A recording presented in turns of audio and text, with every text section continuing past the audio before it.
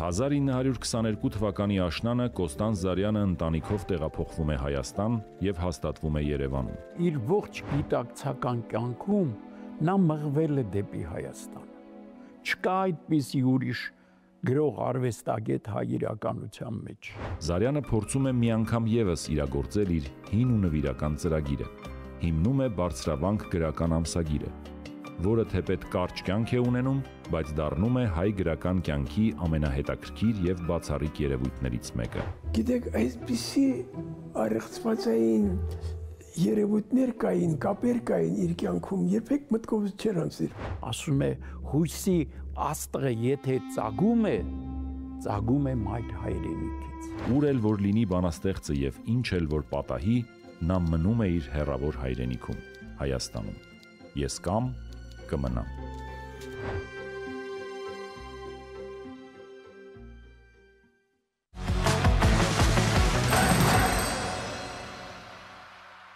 Դե երևի հասկացաք արդեն ինչ շատ սիրուն թեմայի շուրջ ենք խոսելու, բայց համառոտ ներկայացնենք 2025 թվականի հոկտեմբերի 31-ին ժամը 15:45-ին Երևանի Հենրիկ Մալյանի անվան կինոդերասանի թատրոնում տեղի կունենա Արարատյան մարդը ֆիլմաշարի պրեմիերան։ Ֆիլմաշարը ներկայացնում է Կողբ հիմնադրամի Կոստանց Զարյան 140 նախագծի շրջանակում։ Ֆիլմի գաղափարի, ստեղծման, նպատակի, նկարահանման, աշխատանքների, ինչպես նաև մեծ գրողի հանրահռչական Կոստանց Զարյան 140 նախագծի հետագա նախաձեռնությունների մասին խոսենք մեր հյուրերի հետ։ Իսկ մեր հյուրերն են Կողբ հիմնադրամի տնօրեն Մարիա Պետրոսյանը, բարի լույս, եւ Կողբ հիմնադրամի մշակութային նախագծերի պատասխանատու Սոնա Վերդյանը, բարի լույս։ Բարի լույս։ Այսինքն դրական լավ մարդիկ, sense լավ էներգիա մարդիկ թող շատ լինեն առհասարակ մեր իրականության մեջ։ Շնորհակալ ենք ձեզ։ Մենք նույնպես շնորհակալ ենք։ Որ ձեր հետ sense բերեցիք չամադաններով այդ էներգիան, sense որ sense միջում այսպես տաղավարում է տիրում։ Շնորհակալ ենք, ինչպես եք։ Լավ, շնորհակալ ենք։ Շատ լավ։ 1922 թվականին Պոլսում Հակոբոսյականի, գրող Հակոբոսյականի պիեսի անունը ներողություն պես չեմ կարող հիշել, բեմադրվում է, որտեղ ներկա է գտնվում նաև Զարյանը։ Եվ պիեսի ավարտին յուրաքանչյուրը արտահայտում է բացասական կարծիք պիեսի վերաբերյալ, Զարյանը ոչինչ չի ասում։ Եվ հետո, դե քանի որ ինքը Հակոբիդ էլ շատ մոտիկ ընկերներ են լինում, հետո նա իրեն թույլ է տալիս նամակի տեսքով իր կարծիքը հայտնել։ Ցավոք սրտի նամակը ոչ միտեղ չկա, ոչ մի թանգարաններում, ոչ միտեղ գոյություն չունի այդ նամակը, կարծում են, որ Սփյուռքում է ինչ-որ համայնքի մոտ։ Նամակում գրված էր մոտավորապես, որ նա համաձայն էր այդ բացասական արձագանքների հետ, բայց նա մեծ հաճույք է ստացել պիեսից։ Այն չէ կարծում, եթե Զարյանը այստեղ լիներ, ինչպես կարձագանքեր այս ամեն ինչին, ինչ կասեր, ինչու եք սա անում, ինչ կասեր։ Ինչի վերաբերյալ ինչու եք սա անում։ Այս մեծ զգժական նախագծին։ Ես կարծում եմ, որ իր փոխային պատասխանել չեմ կարող, բայց համարում եմ, որ ինքը այն մեծ գրողներից մեկն է, որին անդրադարձը մեծագույն բացթողումներից մեկն է մեր խորհրդային տարիների պատմության, անկախության պատմության, որովհետև նա միակայն բացառիկ հայ հեղինակն էր, որը մեծ ընդունելություն եւ մեծ գնահատանք է ունեցել արևմտյան մշակույթի կողմից։ Հնարավորություն է ունեցել համագործակցելու արվեստի ոչ միայն գրականության,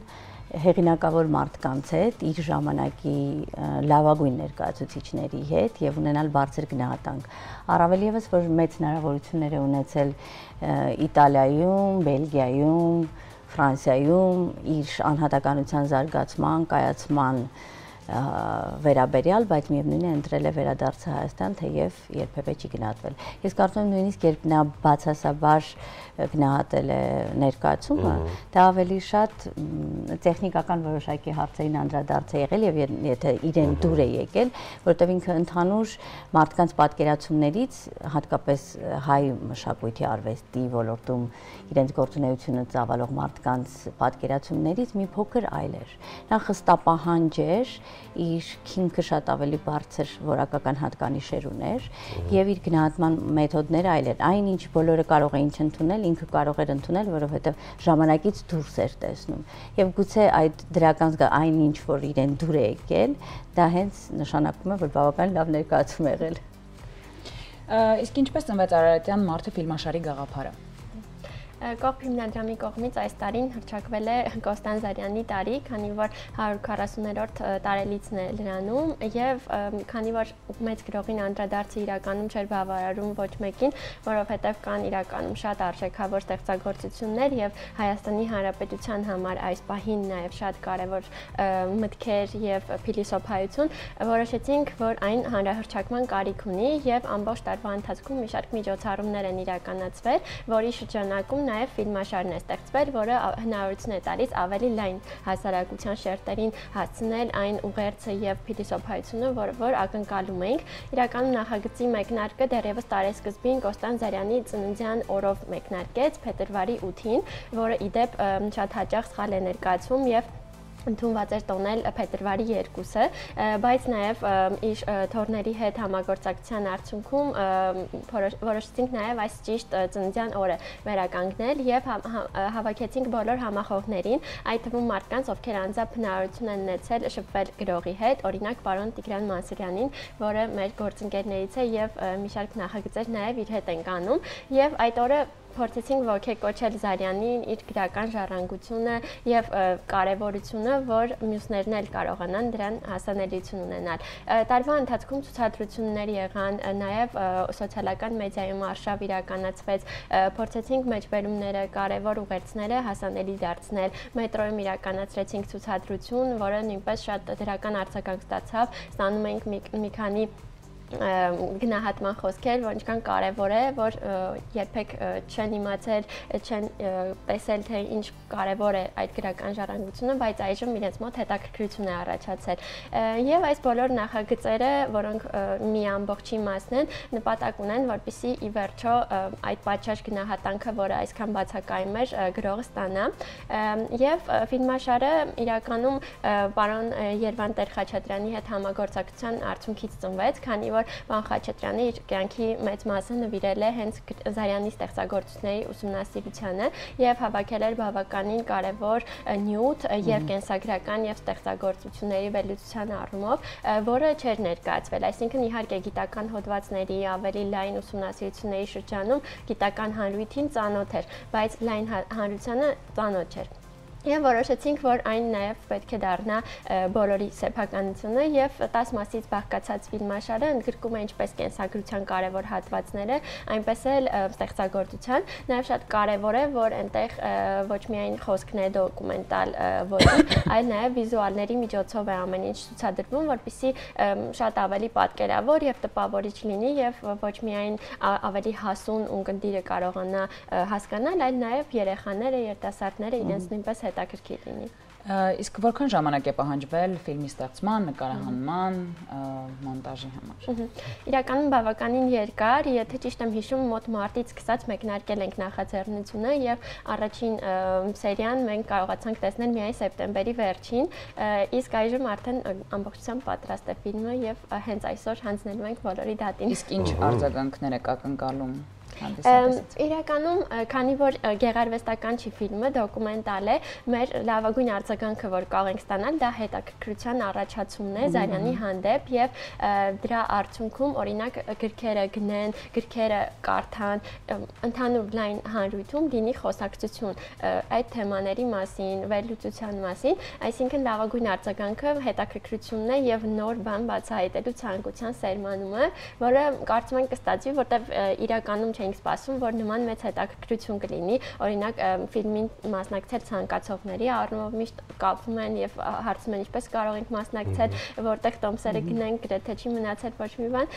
Մի խոսքով այս հետաքրքրությունն է, որ ակնկալում ենք ստանալ եւ արդեն իսկ մի քիչ զգում ենք, որ ստացել ենք։ Իսկ ակնկալվում է, որ նոր սերունդը հետաքրքրված կլինի այս նախագծով, որովհետև ըստ իս, հա, ցավոք ստատի կարելի է փաստել, եթե սխալվում ենք, կխնդրեմ ուղղեք մեզ, որ նոր սերունդը ծանոթ չէ այդքան էլ։ Իրականում շատ ճիշտ դիտարկում է, քանի որ ինքս էլ երբեմն որ ուսումնասիրում էի, թե օրինակ դասագրքերից որում են անցնում Կոստան Զարյանին, քանի որ այդտեղից է էլի հիմնականում հետաքրքրությունն ու իմացությունը գալիս,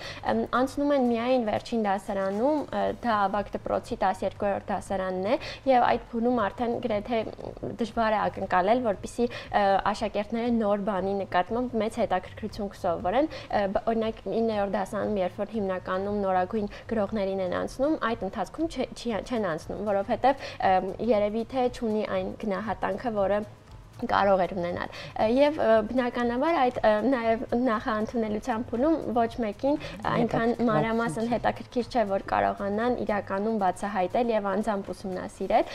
դրա համար կարծում եմ իրոք այս մեծ բացը կա եւ նաեւ կարող եմ ասել, որ շատ հետաքրքիր է նաև իրենց տեսանկյունից, ուղղակի երբեք հնարավորություն չի եղել, որպեսզի անձամբ ծանոթանան։ Ինչու՞, որովհետև հիմնականում հայ գրողները, նաև խորհրդային գրողները եւ այլն, իրենց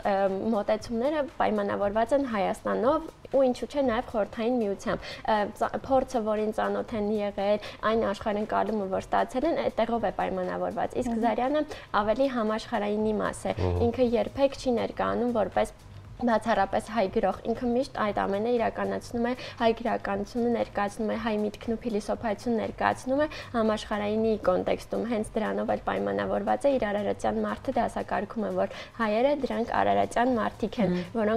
որոնցից զատ կան օրինակ Միչերկրածովյան մարդիկ եւ այլ մարդիկ։ Մի խոսքով այս համաշխարհայինի հետ շփումը կարծում եմ նաեւ որ երիտասարդների համար կարող է շատ հետաքրքիր լինել, օրինակ գրքերը կարդալիս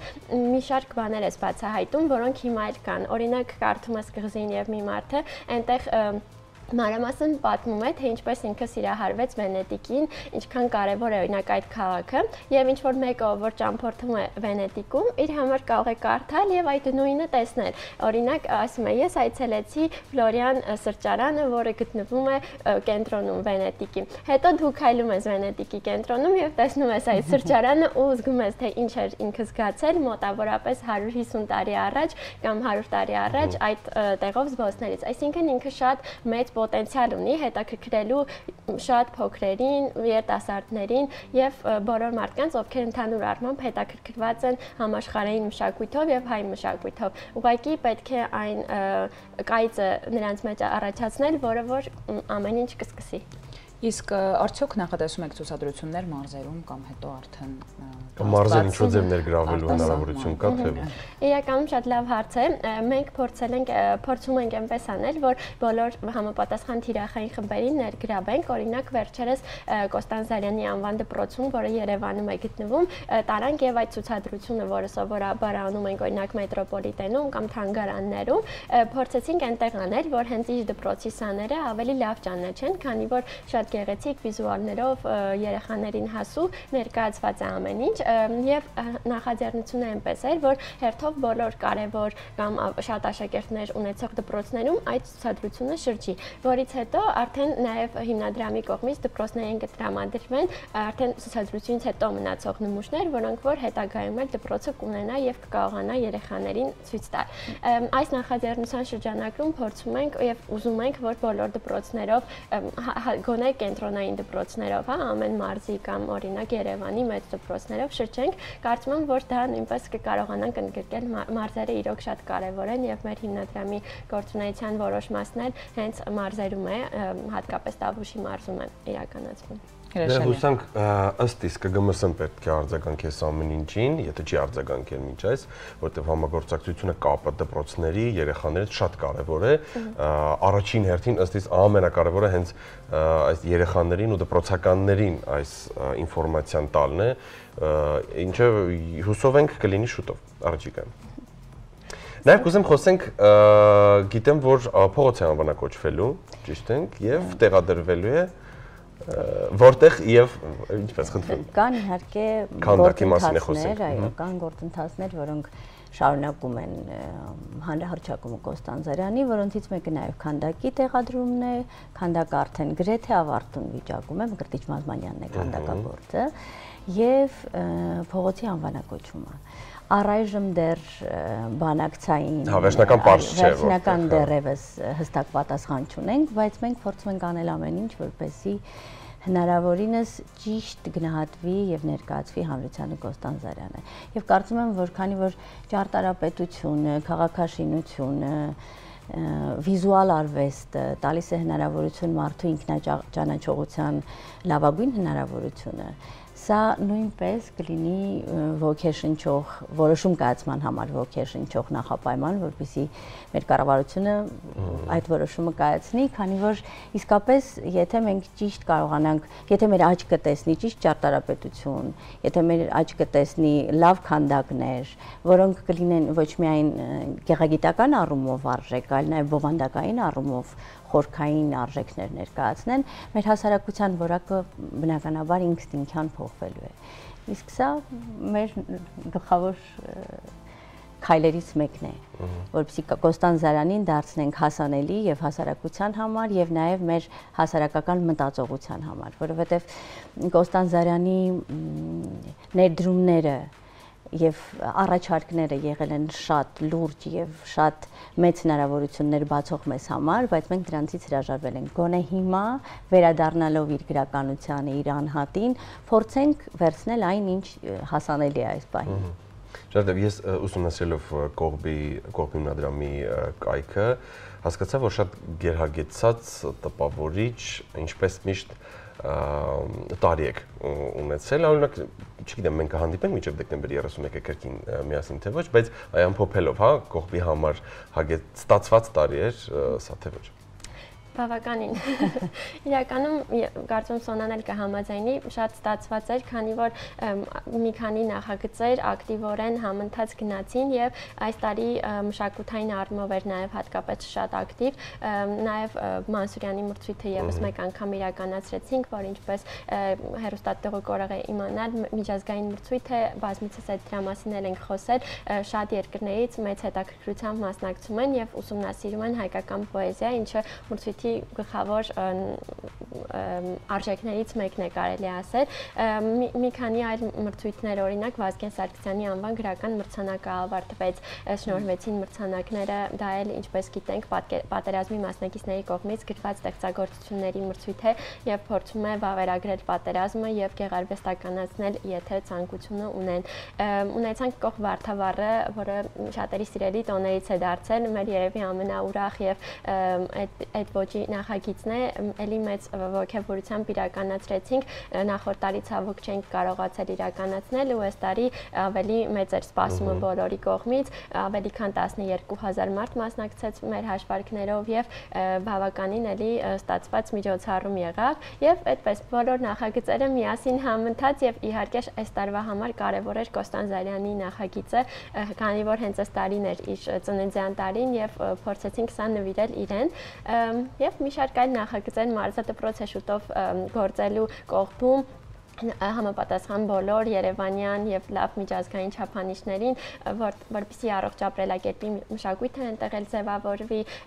եւ շուտով արդեն մյուս ամիս նախատեսում ենք գնալ եւ բացում արդեն պաշտոնապես իրականացնել, ՄԱԿ-ի զարգացման ծրագրի հետ համագործակցաբար ենք իրականացրել եւ ի վերջին կարեւոր բանը, որ կնշեմ, դա էլ Ծառատունկի նախագիծն է, որը հենց էլի մյուս ամսվա սկզբին, նոյեմբերի սկզբին ենք նախատեսում, տնկվելու է էլի մոտ 20000 ծառ, չէ, դա լինելու է նոյեմբերյանի անտառներից մեկի վերականգնումը, քանի որ անտառը դեգրադացվել է եւ որոշակիորեն ծառերի քանակը պակասել է, ինչը ընդհանուր անտառի առողջության համար նմանապես ուղղակի Երևանում նմանատիպ նախագիծ իրականացնելը բավականին դժվար է, քանի որ անտառի ստեղծման համար համապատասխան տարածք ցավոք չի ստացվում գտնել, բայց կսկսենք այնտեղից եւ կհասնենք Երևան։ Հիանալի, հիանալի։ Շնորհակալ ենք շատ։ Ուզում հիշեցնեմ մեր հեռուստադիտողին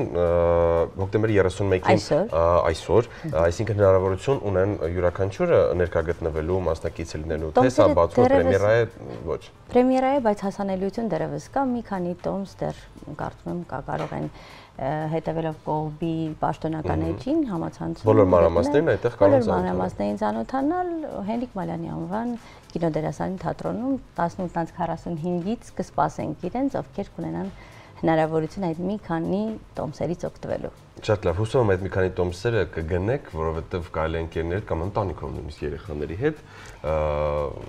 Իհարկե։ Իդեպ ես ասեմ, որ նաև տոմսերի հետ ունեն հնարավորություն փոքրիկ նվերի, որը դարձյալ եւս մեկ փոքր, բայց կարևոր քայլ է դեպի Կոստանդին Զարյան, որովհետև Կողբ հիմնադրամը նախատեսել է գրքեր Կոստանդին Զարյանի մասին կամ Կոստանդին Զարյանի հենց հեղինակած գրքերը, որոնք կտան հնարավորություն մի քիչ ավելի մոտ գտնվելու մեծ ընկերողին։ Շատ լավ, ձեզ այսօր շատ հագեցած տպավորիչ երեկո ենք մաղթում, բոլոր մանրամասներին 21-րդ դարն է, մենք եթե նույնիսկ չգնենք տոմսեր, անկեղծ լինենք, եթե ֆիզիկապես հասցնենք մեծ հաճույքով ներկա գտնվենք, եթե ոչ, համացանցը կա, մենք բոլոր մանրամասներին, լուսանկարներին, տեսանյութերով ամեն ինչ կտեսնենք։ Շնորհակալ ենք շատ։ Նույնպես։ Ձեզ լավով շարունակություն, մնացեք մեզ հետ այս պահին փոքրիկ գովազդ կվերադառնանք եւ կընդունենք մեր արդեն հաջորդ ուժեղ հյուրերին։